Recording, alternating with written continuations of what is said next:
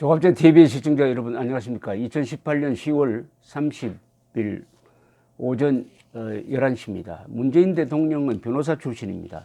인권 변호사라고 합니다. 그리고 민주투사라고 하기도 합니다.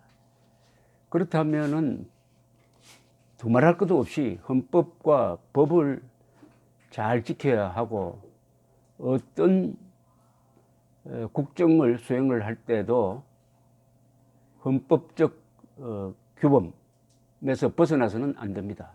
그러나 지금 실제로 행동하고 있는 것은 정반대입니다.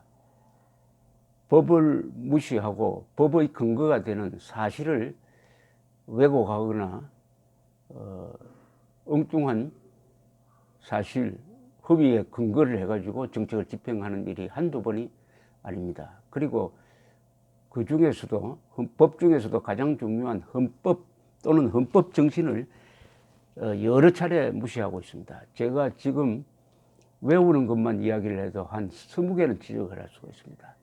대한민국의 생일이 1948년 8월 15일이 아니다라고 하는 것, 그리고 자유민주주의적 기본 질서가 대한민국의 최고 가치인데 자유를 빼고 민주주의만 가르치려고 하는 것, 가르치려고 교육 과정에서 확정한 사실, 그리고 원전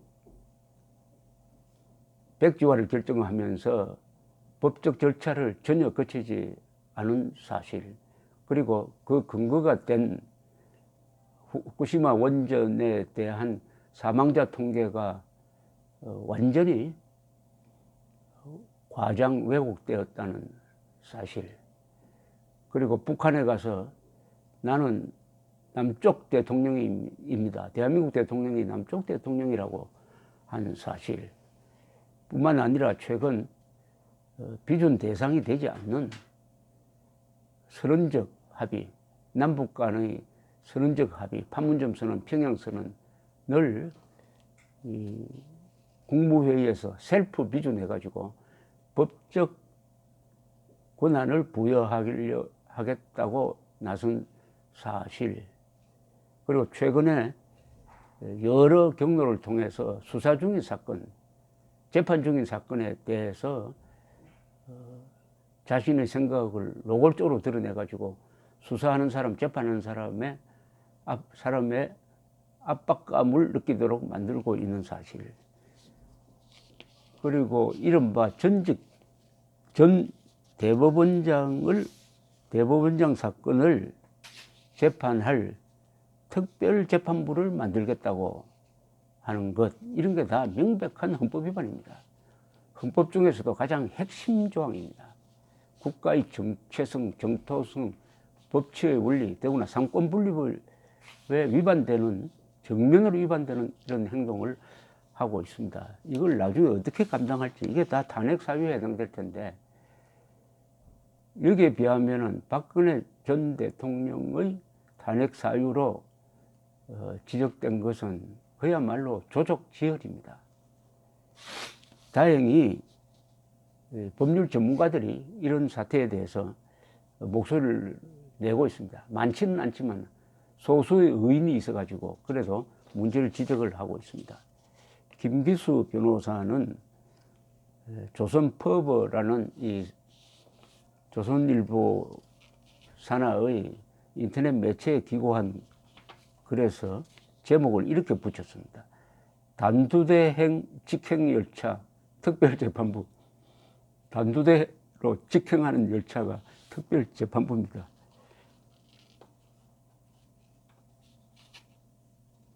마지막 대목에 이런 말이 단두대에 나오는구만요. 단두대가 왜 나왔느냐 했더니 이 글에 마지막 부분에 이런 대목이 있습니다.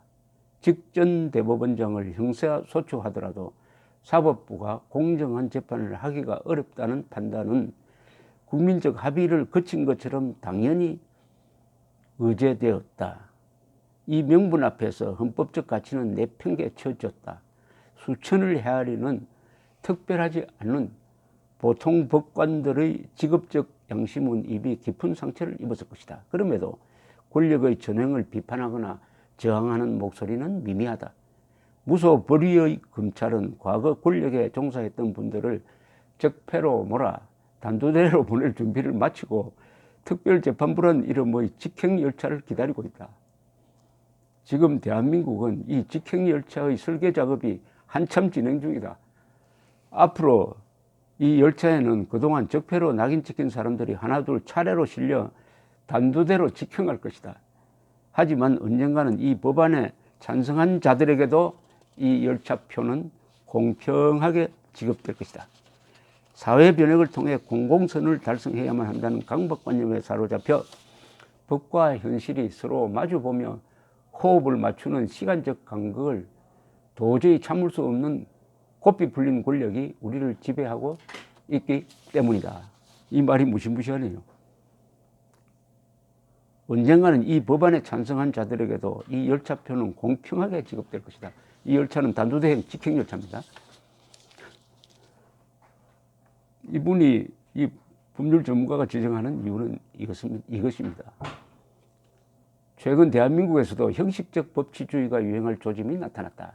최근 자유한국당을 제외한 여야 사당이 양승태 전 대법원장의 재판 거래 의혹 사건을 전담할 특별재판부 설치법 제정에 합의한 것이다. 여야 사당은 특별재판부 설치 법안을 통해서 전임 대법원장을 사법부가 공정한 재판을 해낼 수 없다면서 정직 대법원장용 특별재판부를 설치하겠다는 것이다. 만약 이 법안이 국회를 통과하여 특별재판부가 재판관 추천위원회의 추천을 거쳐 구성된다면 이 특별재판부 재판을 맡게 될 판사는 특별한 판사라는 의미로서 특별판사라고 불려야 마땅하다. 이 특별판사 제도는 명백한 위헌이다. 명백한 위헌이다. 국민이 지은 죄의 종류에 따라 특별한 판사가 재판을 해서는 안 된다는 것이 헌법 정신이다. 그런데 김명수 대법원장은 스스로 대법관회의의 헌법적 권한을 무시하는 이 법안에 동조하고 여야 사당도 대법관회의의 임명 권한을 침해하는 위헌적 법률 제정에 합의한 것이다.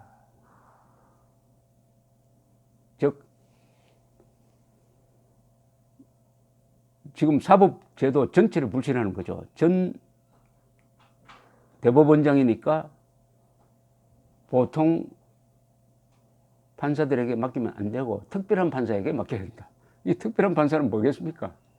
공정하게 재판할 사람이 아니라 양승태 전 대법원장 사건에 있어서 이 정권이 주문하는 방향으로, 정권이 원하는 방향으로, 대통령이 원하는 방향으로 선고를 할 사람들을 모아가지고 하겠다는 거 아니겠습니까? 그러니까 인민재판이라는 이야기가 나오고, 이 김기수 판사는 이것은 법치를 위장한, 그러니까 형식적 법치주의로서 헌법을 파괴하고 있고, 비유적으로 이야기하면 단두대로 직행하는 열차다. 재판은 요식행위에 지나지 않을 것이다. 단두대가 언제 등장했느냐? 1789년 프랑스 대혁명 때 등장을 했습니다. 길로친이라는 의사가 설계를 했어요. 도끼가 내려오면서 사람이 목을 자르는 게 고통이 오히려 적다 해가지고 인도적 차원에서 만들었답니다. 그게 이 대혁명 과정에서 상대방을 숙청하는 도구로 활용이 되었습니다. 콩코드 광장에 단두대를 설치해 놓고 루이 16세 그리고 그 부인도 단두대로 처형을 하고, 나중에는 루이 16세를 단두대로 보낸 사람들도 처형이 되었습니다. 당통도 여기서 처형되고, 이 공포정치를 주도했던 로베스피에르도 여기서 목이 날아났습니다. 유명한 화학자도 여기서 죽었습니다. 흔히 속설에 길로친, 이 길로친이라고 합니다. 길로친을 만든 사람도 단두대에서 죽었다고 하는데 그건 속설이고 사실이 아닙니다. 참고로 프랑스에서는 이 단두대로 사용하는 방식이 1970년대까지 계속되었습니다. 알랑들롱이 나오는 암흑가의 두 사람이라는 영화의 그 장면이 마지막에 나옵니다. 현직 법원장 한 분도 지금 작금의 이 검찰 수사와 영장의 남발에 대해서 공개적으로 이름을 걸고 자신의 견해를 밝혔습니다. 현직 법원장인데 최인석 울산지법원장은 법원 내부 게시판에 어제 올린 그래서 압수수색의 홍수와 국민의 자유와 권리란 이름을 제목을 달았습니다. 곳곳에서 압수수색 남용에 대해 볼멘 소리가 터져나오고 있다. 사법연감에 따르면 지난해 압수수색 영장 청구는 20년 전보다 10배 이상 늘었답니다. 20만 4천여 건에 달했다. 최인석 울산지법원장은 이렇게 주장합니다. 수사기관은 주거, 차량, PC, 스마트폰 등 개인적인 공간을 툭하면 들여다보려 한다면서 문제는 증거를 찾기 위해 들여다보는 게 아니라 혐의를 찾기 위해 들여다보는 것인데 틀어서 문제 안 나는 사람 없다. 2001년부터 지난해까지 압수수색 영장 발부율은 88%에서 97%에 달한다. 그러니까 검찰이 청구하면 거의 자동적으로 찍어준다는 거죠. 이 최 울산지법원장은 검찰을 무소불위의 빅브라더로 만들어준 것은 법원이다. 법원이 그동안 검사의 영장 청구 업무에 협조하는 데만 몰두했지 국민의 자유와 권리를 지키는 데 소홀했다. 법원은 검사에게 영장을 발부해 주기 위해 존재하는 기관이 아니고 장삼 이사의 권리를 지켜주기 위한 존재다라고 했습니다. 여기서 용어 설명이 좀 필요하네요. 빅브라더란 말은 조지 오웰이 쓴 1984라는 소설에 나오는 겁니다. 빅브라더라는 독재자죠. 독재자. 빅브라더가 지켜보고 있다.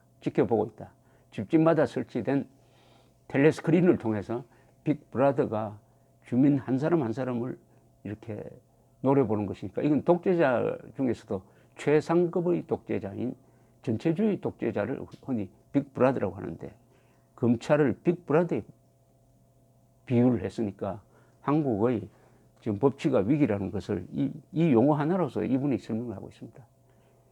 장삼 이사의 권리를 지켜줘야 한다는 말은 장삼 이사는 서민을 말하는 거죠. 서민. 검사를 위한 조직이 아니고 장삼 이사의 기본적 권리를 지켜주는 위해서 존재하는 것이 바로 법원이다. 이것은 헌법 제10조에 근거하고 있죠.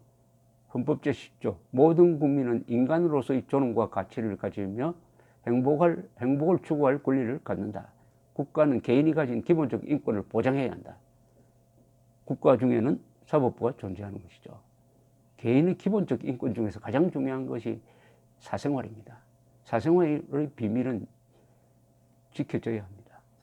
마약이라든지 살인범죄, 반역범죄를 한 경우 등등을 제외하고는 원칙적으로 국가기관이 개인의 사생활을 들여다보면 안 됩니다.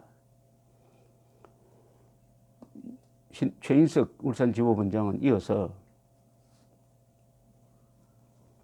검찰 수사 과정에서 법원이 스스로에 대한 압수수색 영장을 기각하듯이 일반에 대한 압수수색 영장 발부도 신중해야 한다.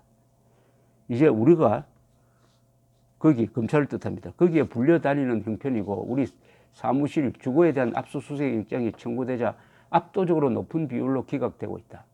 제19 감사기가 아니라 죄송하지만 이제야 판사들이 깨달은 것이고 그걸 기준 삼아야 한다. 최근에 이 판사들에 대한 영장이 많이 기각되는데 그게 제19 감사기라고 보면 안 되고 그게 정상이라는 겁니다. 그런데 그 정상적인 영장